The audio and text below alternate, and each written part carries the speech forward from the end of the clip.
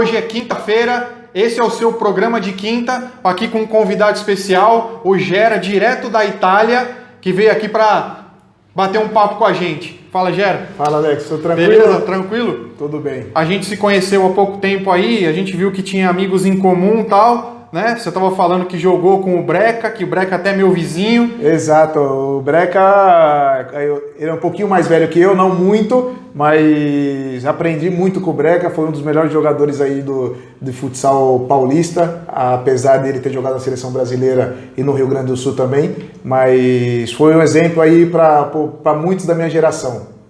Legal.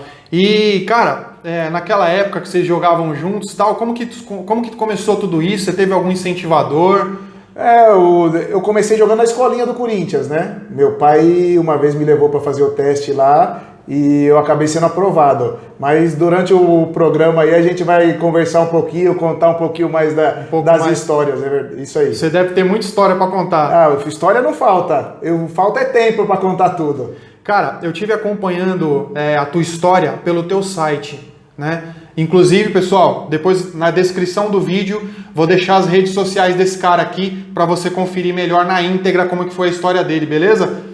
Então, cara, eu tive acompanhando e eu vi que você começou a jogar no Corinthians e tal, o seu pai foi o seu maior incentivador e eu vi que, cara, o que me chamou mais atenção foi uma frase que seu pai disse. Você lembra dessa frase, não? Tem várias frases, né? Mas fala pra mim. Vou refrescar a tua memória. Refresca aqui que tem bastante coisa. Eu fiz uma colinha aqui. Vou te levar para fazer um teste na escolinha do Corinthians.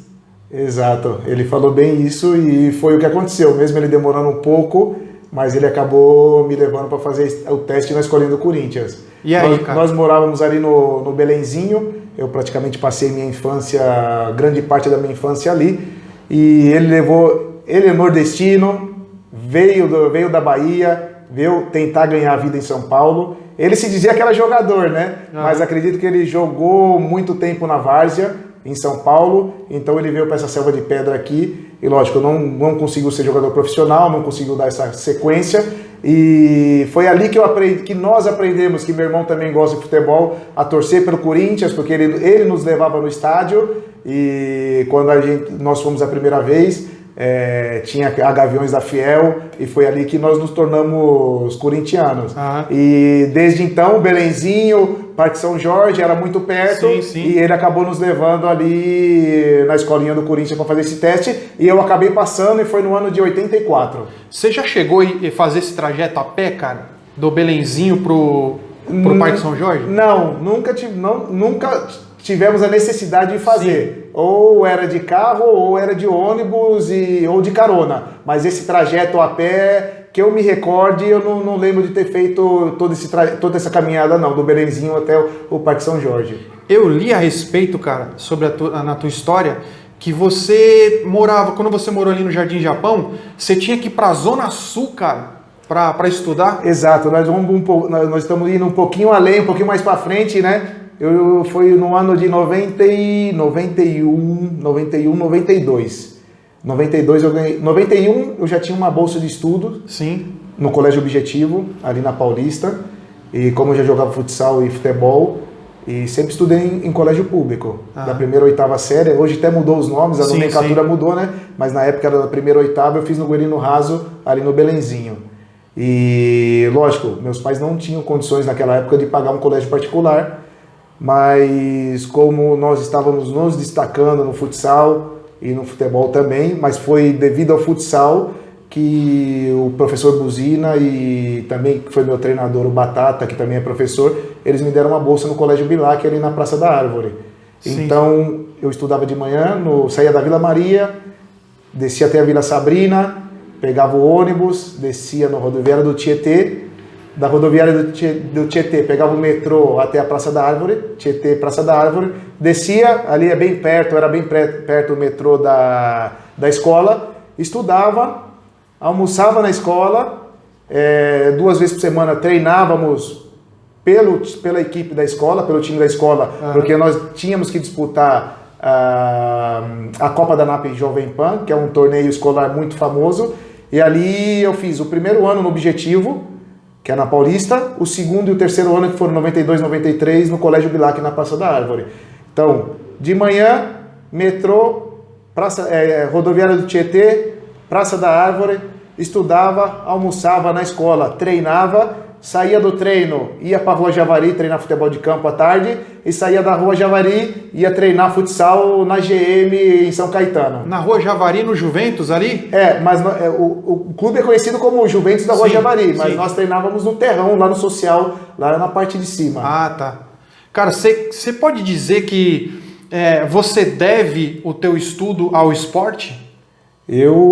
Essa oportunidade que você teve de estudar num colégio, com certeza, num colégio melhor, você pode dizer que você deve isso ao esporte? Com certeza, não só eu, como muitos outros atletas que também viam de uma situação econômica um pouco mais baixa, de uma classe social um pouco mais baixa, que provavelmente também não tinham condições de os pais poderem pagar um colégio particular. E devo totalmente ao esporte, ao futsal, essa possibilidade de ter estudado num colégio particular, com certeza. E o contato com essa molecada daquela época, você tem algum contato com eles ou com os professores? Você lembra de algum que ficava no teu pé ali te incentivando? Eu lembro muito bem dos professores desse período, que era o período colegial, que foi o primeiro ano no Objetivo, o segundo e terceiro no Bilac. Não tenho muito contato com os professores.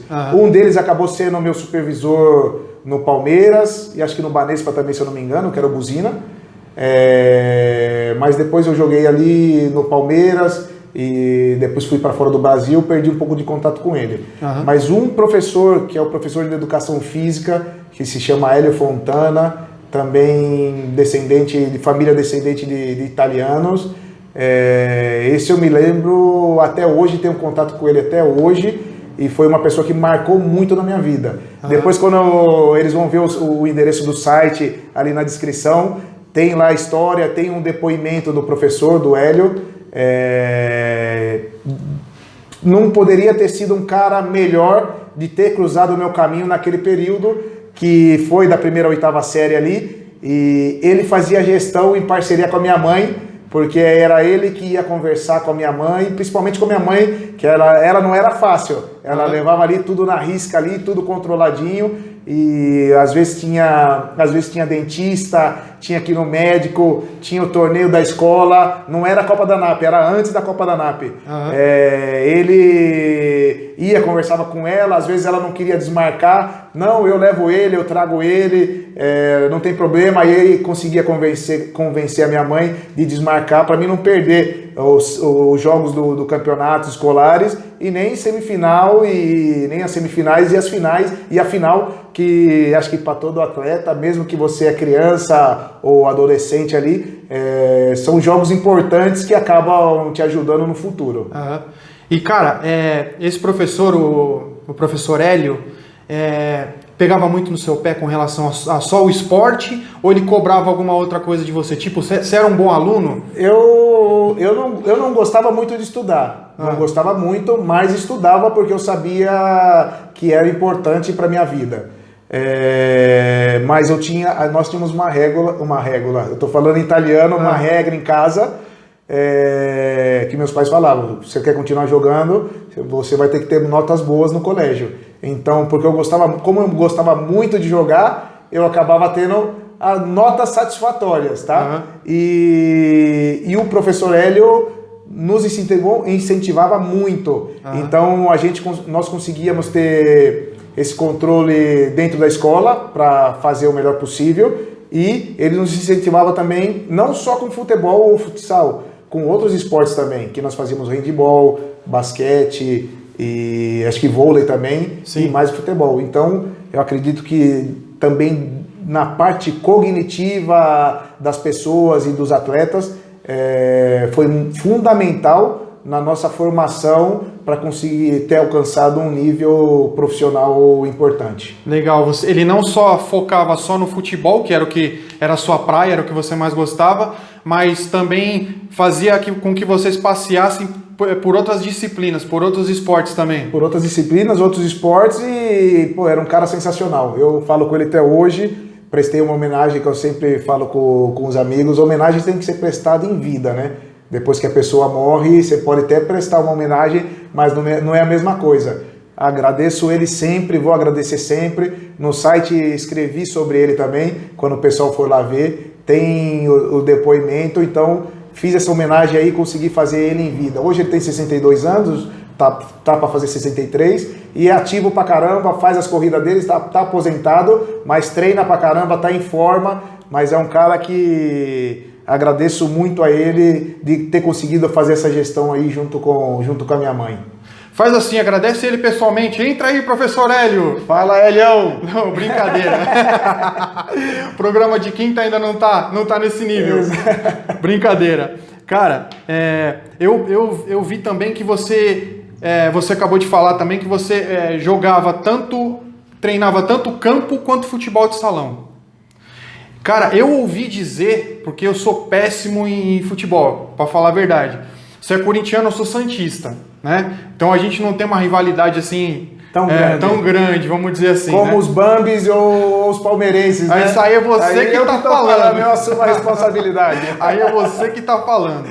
Mas, cara, eu ouvi dizer que a pessoa que joga salão, o futsal, e depois vai pro campo, ela tem mais habilidade com a bola. Eu não sei, você consegue me dizer mais ou menos se isso funciona mesmo na prática, na realidade? Eu acredito que os jogadores de futsal ou que tem a formação no futsal tenham um pouco mais de facilidade se por acaso for a parte de futebol. Isso com certeza, porque como no futebol é um espaço muito, muito pequeno, né? Hoje as quadras são 20 por 40, então em questão de rapidez de raciocínio, de leitura, de visão de jogo e de parte técnica, de técnica individual, de habilidade, eu acredito que o futsal é primordial para a formação de um atleta que queira também depois tentar ser atleta profissional. Eu acredito que seja um pouquinho mais difícil, mas não posso generalizar, porque principalmente no Brasil, que os jogadores têm uma qualidade técnica muito melhor, muito mais avançada do pessoal de fora do Brasil. Então alguns jogadores também conseguem migrar do futebol para o futsal.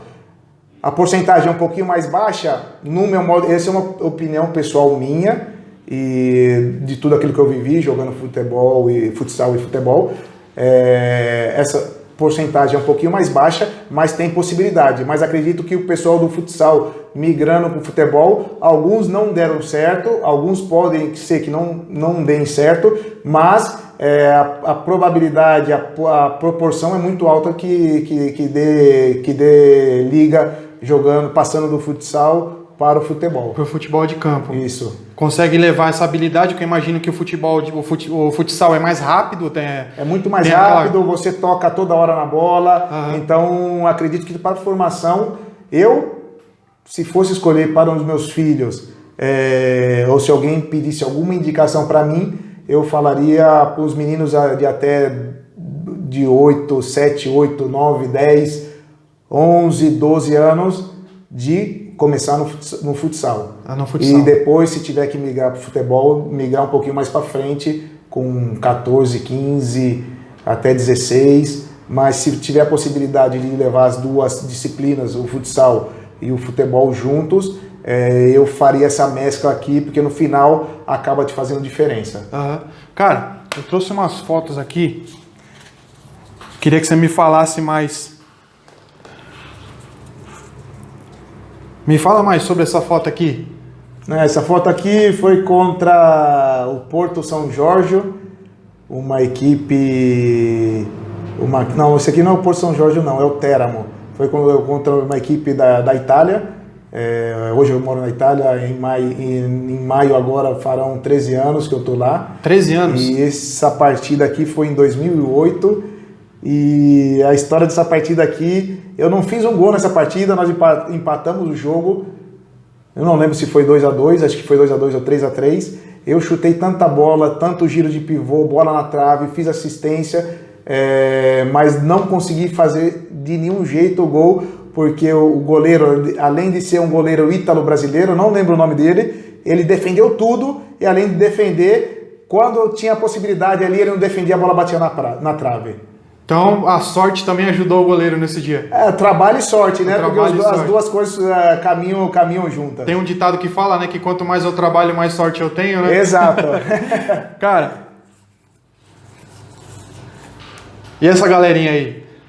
Essa galerinha aqui é exatamente a galera da escolinha do Corinthians, que foi em 1984, e tem alguns personagens aqui. Conhece ainda? Lembra de alguns aí? Tem até o loirinho com o cabelinho aqui meio Chanel, que é o Vitor Guedes, hoje é jornalista. Ele jogou no Corinthians comigo e jogou também comigo no Juventus. Hoje ele está trabalhando de jornalista, comentarista no programa do Neto.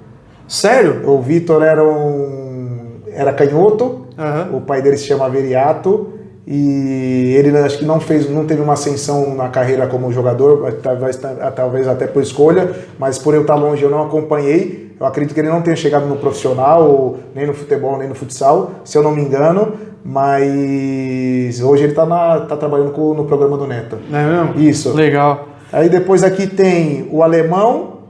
O Alemão jogou comigo também, fora da escolinha, ele jogou nas equipes federadas. Ele, se eu não me engano, ele jogou até juvenil, juniores, e o pai dele, se perguntar do Alemão roupeiro do Corinthians, todo mundo conhece porque ele trabalhou com muita gente, desde as categorias de base até o profissional. O Alemão roupeiro é conhecido lá dentro do Corinthians até hoje. Legal, cara. E essa foto? Isso aqui são meus guerreiros, né? Isso aqui é meu irmão, meu pai, minha mãe. É a base de tudo. Devo muito a eles, de como eles nos criaram. Somos de família simples, mas além disso nos ensinou muitos princípios e muitas coisas que carregamos até hoje. Infelizmente meu pai faleceu. Eu estou no Brasil hoje porque no dia 4 de fevereiro meu pai faleceu e eu acabei vindo. Numa situação normal eu não teria vindo devido à pandemia, devido a toda essa confusão que está. E hoje eu tô em São Paulo, estou aqui na Zona Norte porque meu pai acabou não resistindo e faleceu. Então nós estamos aí na família com menos um, mas é um cara que cara, vai ficar marcado, vamos amá-lo por toda a nossa vida, eternamente. Infelizmente com 76 anos, ia fazer 71 agora dia 21, e veio por falecer. Mas são meus guerreiros aqui, minha mãe e meu irmão, e devo tudo a eles aí. Mas deixou o legado, tenho certeza. Deixou legado, com certeza, e foi minha mãe ajudou muito também, ela que nos acompanhava nos treinamentos, até então. Meu pai tinha que trabalhar, ele nos acompanhava somente nos jogos de final de semana, mas ele que acredito que foi o meu maior incentivador, sempre me incentivou. Nunca tive uma pressão sobre mim de não, você tem que virar, você tem que ser, não. Ele deixou muita vontade, mas ele incentivou, sempre incentivou. Então acredito que para as crianças, os adolescentes que querem se tornar, ou querem tentar ser, acredito que o apoio da família é muito grande. Tem que ser muito grande e acredito que ajudaria e ajuda muito. Se por acaso já teve casos que a família não apoia, e se o garoto, o adolescente ou a pessoa, que seja menino ou menina, que podem também virar jogador ou querem tentar ser atleta profissional, tem que tentar ir tem que ir em busca do sonho, tem que tentar achar uma solução. Não é fácil, mas é como eu falo, quando você consegue realizar ou trabalhar com uma coisa que você gosta, aquilo não pesa, não é um trabalho.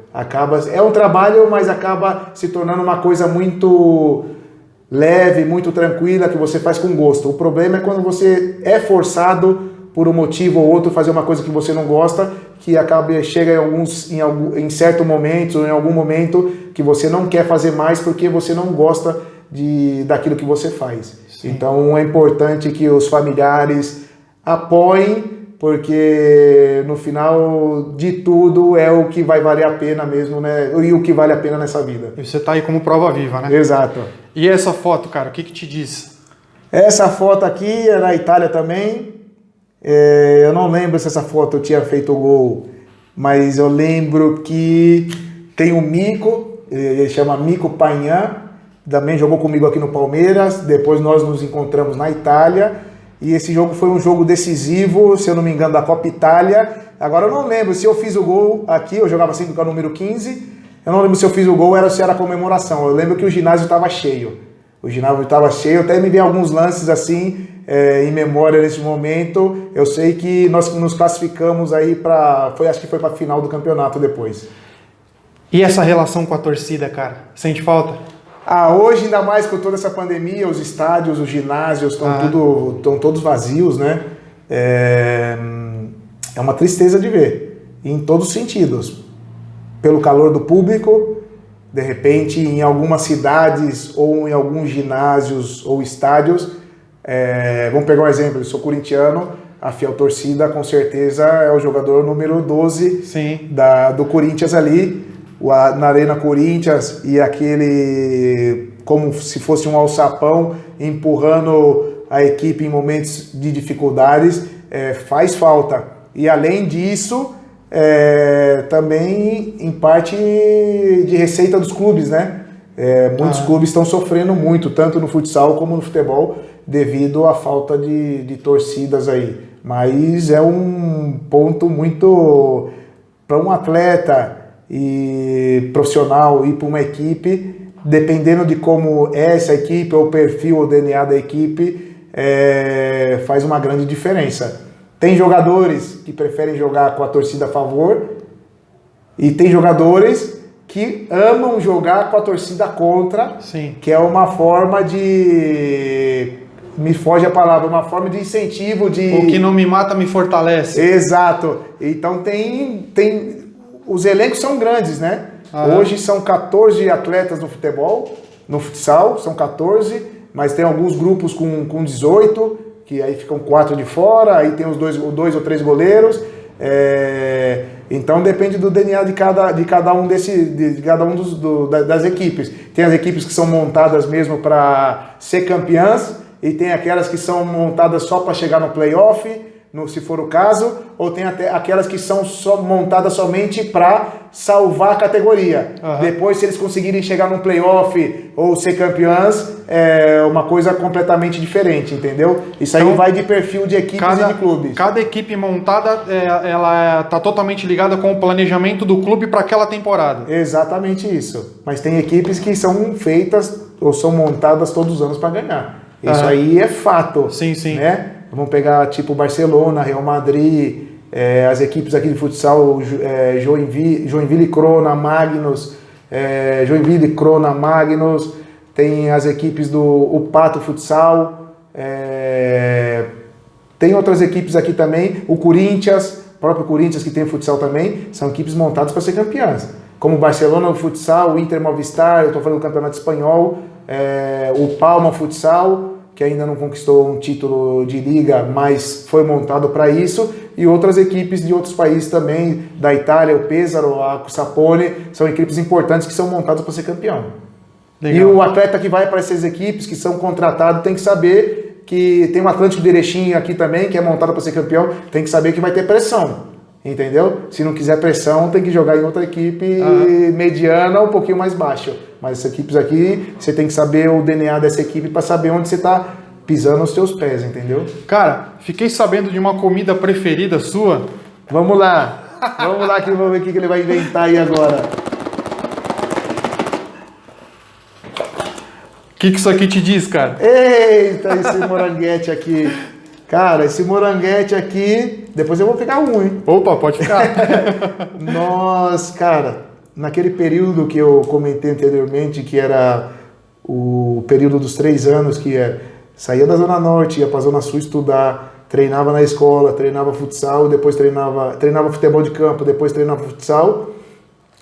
Nós tínhamos que pegar o trem para ir para São Caetano. Sim. Né?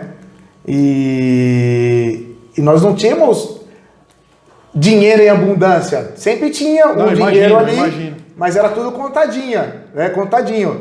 Nós somos da época do pão com mortadela, com a tubaína, ou com o Bauru misto quente. Não é que tinha os combos que tem hoje, da forma que tem hoje.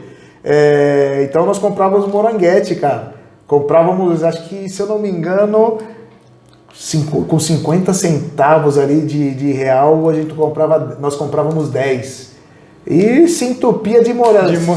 Se entupia de moranguete dentro do trem. Se entupia de moranguete, mas não sou só eu não. Ó, esse moranguete aqui, ó, nós comemos muito moranguete lá. Se você for perguntar, um dia se tiver a oportunidade de falar com o Zé Elias, que hoje trabalha na ESPN como comentarista, sim, ele também comeu muito moranguete, como muitos outros, o Ivan, o Vladimir, outros atletas ali que também ia com nós de trem ali, nos entupíamos de moranguete. Moranguete era a salvação da lavoura, então. Era a salvação da lavoura. Segura aí, produção.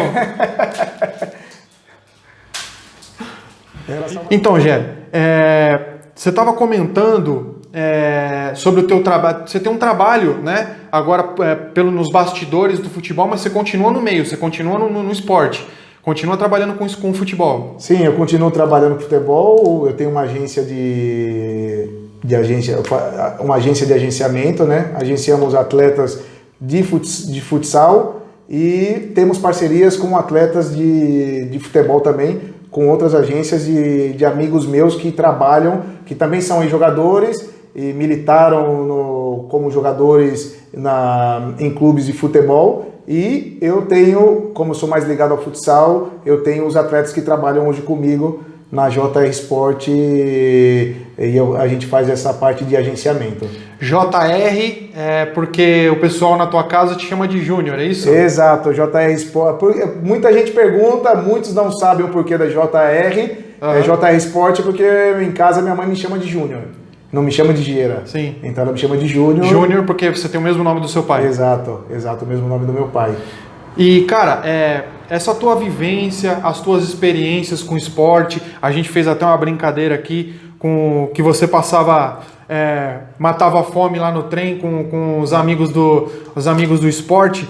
Todos esses perrengues que você passou, as experiências que você tem, tanto positiva quanto negativa, que acredito que você deva trazer com você experiências negativas também com o futebol que te serviram de aprendizado.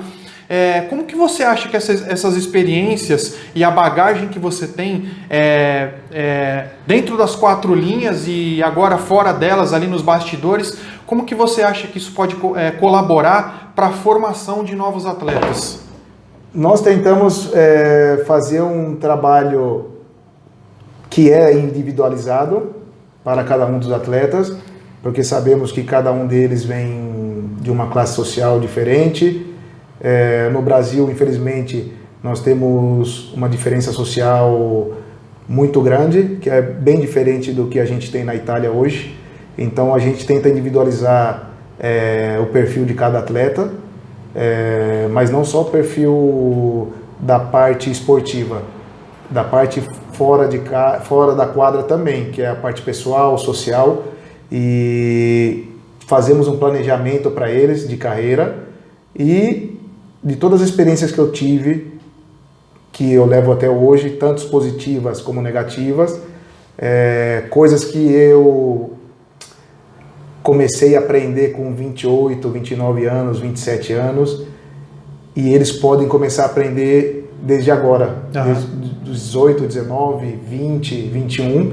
Então a gente tenta direcionar eles para que os perrengues que eu passei e os problemas que nós tivemos dentro dessa trajetória e também o que nós vimos de outros atletas, fazer um exemplo, atletas que tinham bons salários e hoje vivem pedindo dinheiro emprestado para amigos, para as pessoas, porque não conseguiram administrar bem aquilo que eles ganhavam. Então isso nós tentamos direcionar e até fazer um planejamento financeiro, educação, passar um pouco de educação financeira para os atletas, para eles também conseguirem administrar essa parte, porque o esporte é muito curto, a carreira de atleta, né, é muito curta e é sempre de risco, a gente nunca sabe o que vai acontecer amanhã.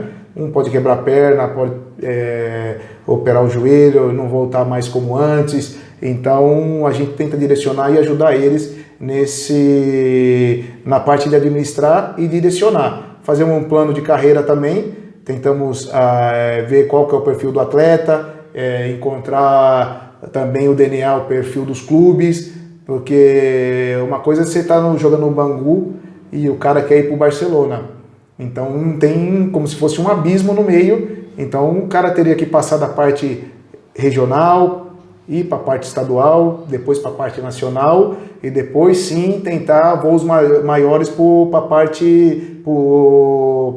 para a zona internacional. Então é tudo um processo e o processo leva tempo.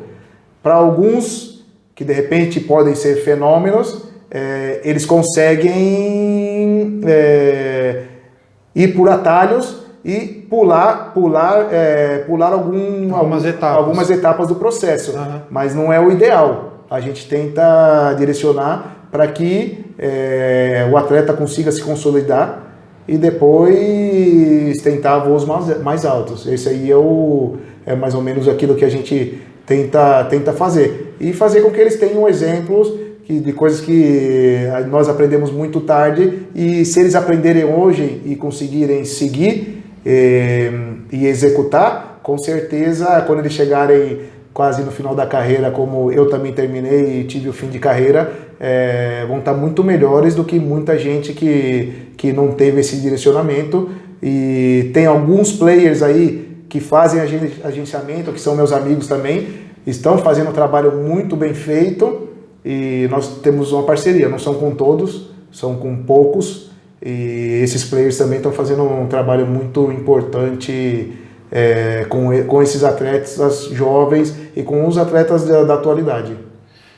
E é bacana o trabalho que você está fazendo, porque com a sua experiência você acaba evitando que novos atletas aconteçam com eles o que a gente está acostumado a ver no esporte, né? Muitos atletas se envolvem